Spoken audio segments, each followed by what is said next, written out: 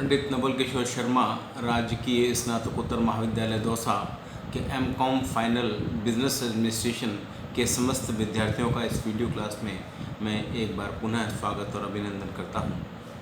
विद्यार्थियों, जैसा कि आपको ध्यान है, अपन इस पेपर में यानी कि मैनेजमेंट ऑफ पब्लिक एंटरप्राइजेस में लोक उपक्रमों के विभिन्न प्रारूपों की चर्चा कर रहे हैं और इस चर्चा के तहत अपन ने अभी तक विभागीय संगठन क्या होते हैं, लोक निगम क्या होते हैं, सरकारी कंपनियां क्या होती हैं, सूत्रधारी कंपनियां क्या होती हैं इत्यादि के बारे में अध्ययन किया है। इसी प्रकार से एक और प्रारूप बहुत प्रसिद्ध है जिसको संयुक्त क्षेत्र कहा जाता है।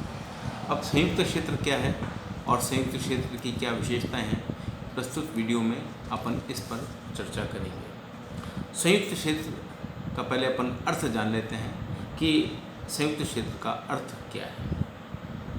संयुक्त क्षेत्र से आशय क्या है कि निजी व लोक उपक्रमों के मध्य यह एक साझेदारी है। संयुक्त क्षेत्र का मतलब कि निजी और लोक उपक्रमों के मध्य यह एक साझेदारी है। संयुक्त क्षेत्र के उपक्रमों में विनियोजन दोनों प्रकार के क्षेत्रों के द्वारा किया जाता है, यानी कि जहाँ तक संयुक्त क्षेत्र का सवाल है, इस क्षेत्र में जो पूंजी का विनियोजन है वो दोनों क्षेत्रों के द्वारा किया जाता है, निजी क्षेत्र के द्वारा भी किया जाता है और सार्वजनिक क्षेत्र के द्वारा भी किया जाता है। इन उपक्रमों की प्रबंध व संचालन व्यवस्था संचालक मंडल द्वारा की जाती है। जैसा कि अपन ने सरकारी कंपनी में देखा था कि सरकारी कंपनी प्रबंध व्यवस्था एक संचालक मंडल या बोर्ड ऑफ डायरेक्टर्स के द्वारा की जाती थी, ठीक उसी प्रकार संयुक्त क्षेत्र के जो उपक्रम हैं उन उपक्रमों की प्रबंध और संचालन की व्यवस्था भी एक संचालक मंडल द्वारा की जाती है।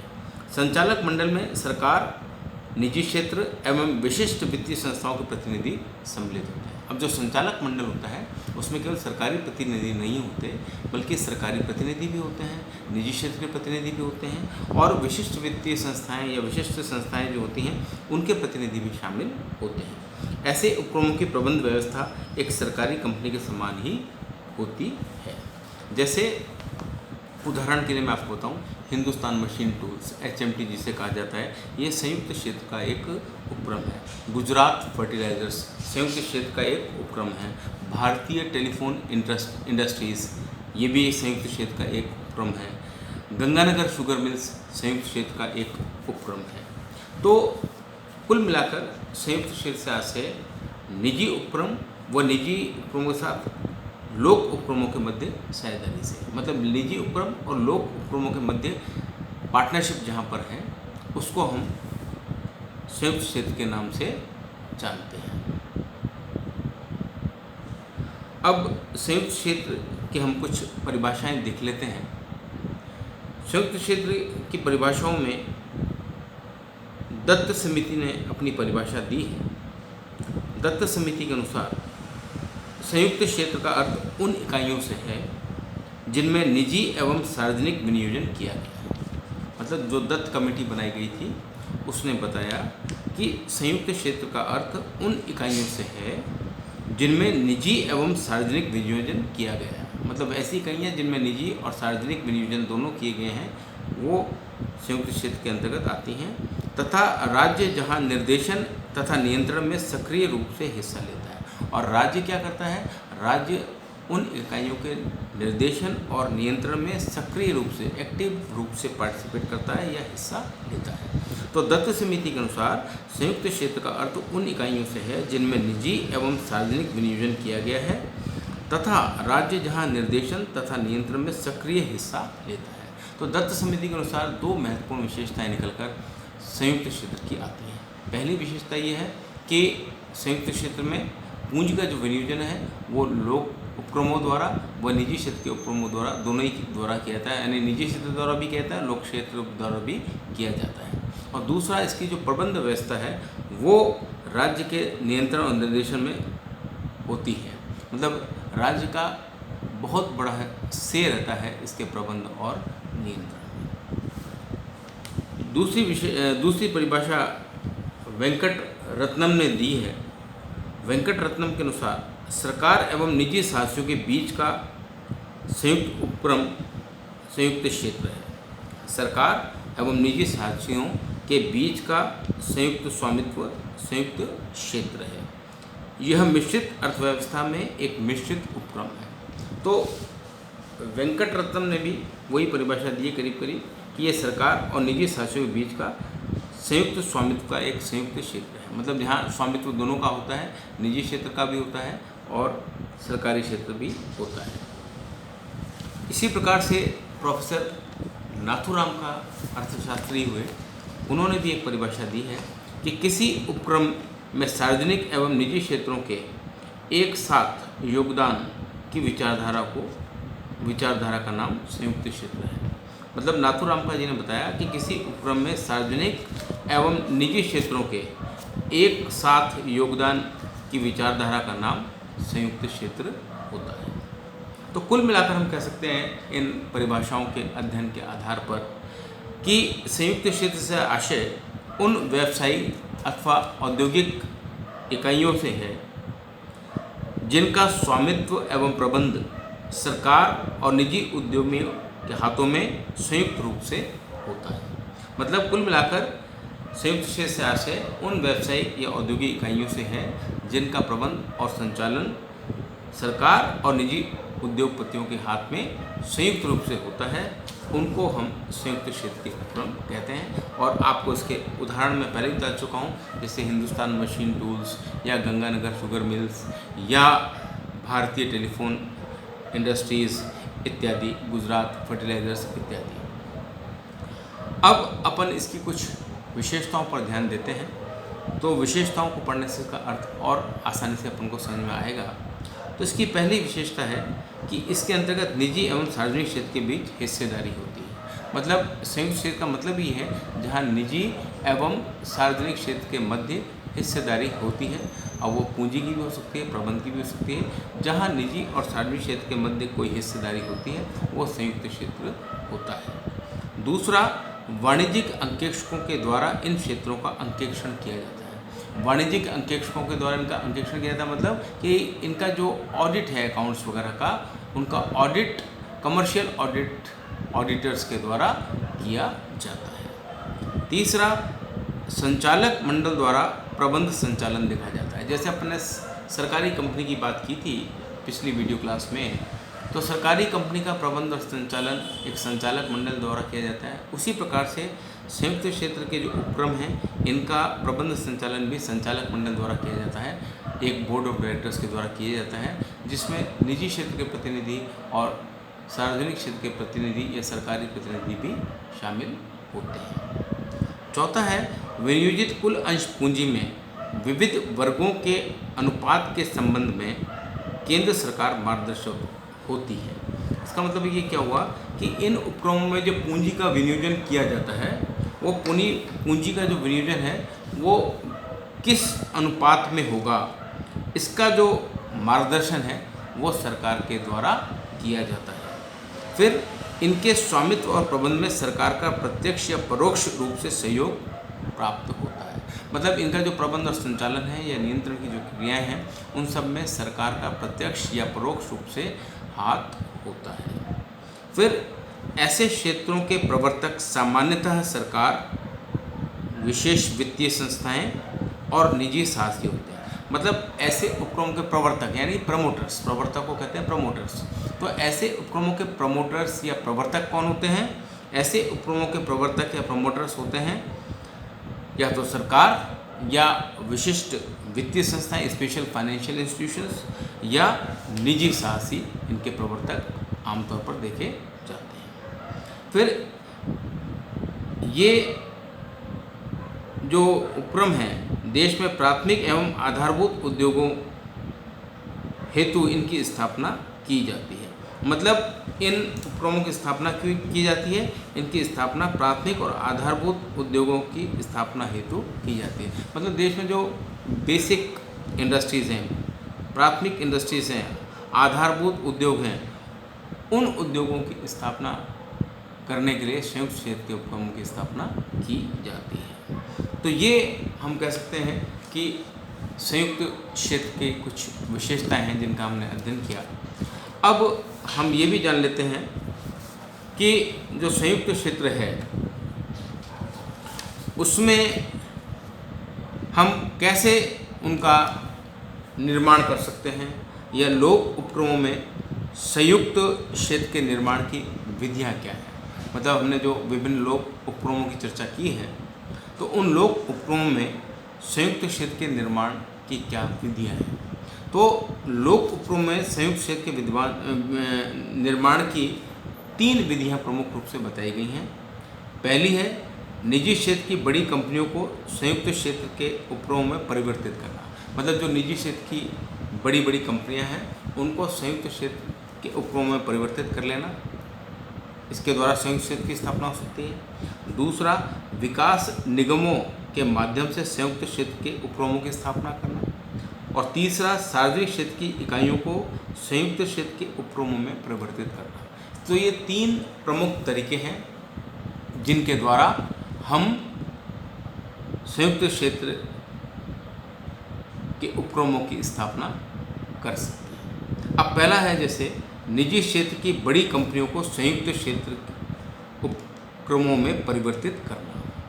पहला क्या है, निजी क्षेत्र की जो बड़ी कंपनियां हैं उनको संयुक्त क्षेत्र के उपक्रमों में परिवर्तित करना। अब निजी क्षेत्र की बड़ी कंपनियों को संयुक्त क्षेत्र के उपक्रमों में कैसे परिवर्तित करेंगे, उसके लिए श्री H.K. परांजपे एक विद्वान हुए। उन्होंने कहा कि सार्वजनिक वित्तीय संस्थाओं से ऋण प्राप्त प्रमुख कंपनियों को संयुक्त क्षेत्र में सम्मिलित या शामिल कर लेना चाहिए।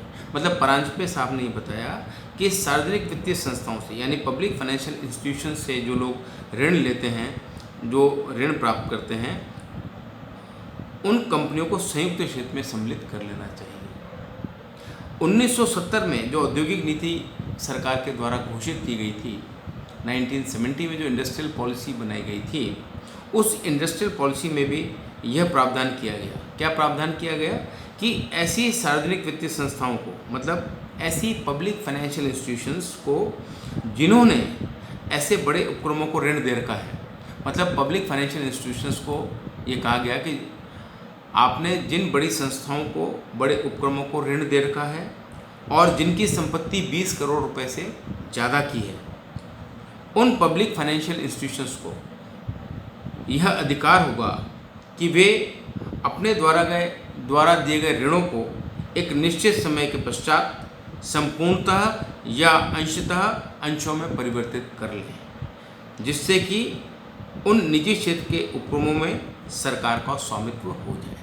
मतलब 1970 में जो इंडस्ट्रियल पॉलिसी की घोषणा सरकार के द्वारा की गई, उस इंडस्ट्रियल पॉलिसी में एक प्रमुख बिंदु ये रखा गया कि सार्वजनिक वित्तीय संस्थाओं को ये अधिकार दिया गया कि जिन्होंने बड़े उपक्रमों को ऋण दे रखा है और जिनकी संपत्ति 20 करोड़ रुपए से ज़्यादा होगी, तो पब्लिक फाइनेंशियल इंस्टीट्यूशंस को ये अधिकार होगा कि वे अपने द्वारा जो ऋण दिया गया है उस ऋण को एक निश्चित समय के पश्चात संपूर्णतः या अंशतः, फुल्ली या पार्टली पेड अप शेयर्स में उस ऋण को परिवर्तित कर लें, जिससे कि निजी क्षेत्र के उपक्रमों में सरकार का स्वामित्व आ जाए।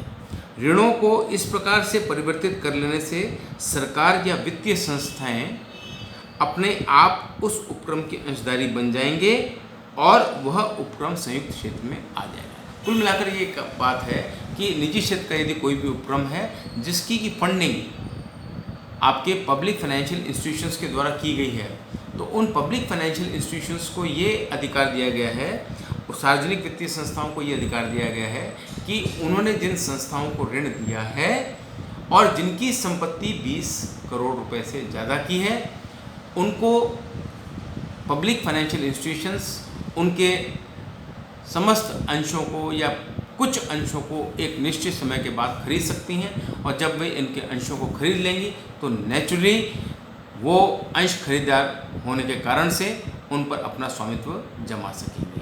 तो ये पहला तरीका है निजी क्षेत्र की बड़ी कंपनियों को संयुक्त क्षेत्र के उपक्रमों में परिवर्तित कर संयुक्त क्षेत्र की स्थापना करने का। दूसरा है विकास निगमों के माध्यम से संयुक्त क्षेत्र के उपक्रमों की स्थापना। अब प्रत्येक राज्य में स्थापित औद्योगिक विकास निगम, मतलब हर एक राज्य में एक औद्योगिक विकास निगम है, इंडस्ट्रियल डेवलपमेंट कॉरपोरेशन होता है।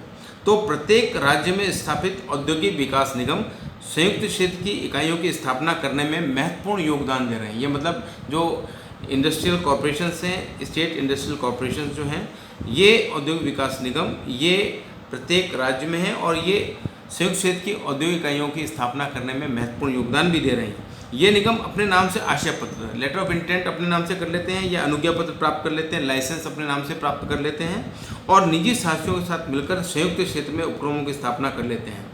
मतलब क्या करते हैं, ये लेटर ऑफ इंटेंट या लाइसेंस अपने नाम से प्राप्त कर लेते हैं और फिर बाद में निजी साथियों के साथ मिलकर संयुक्त क्षेत्र में उपक्रमों की स्थापना कर लेते हैं।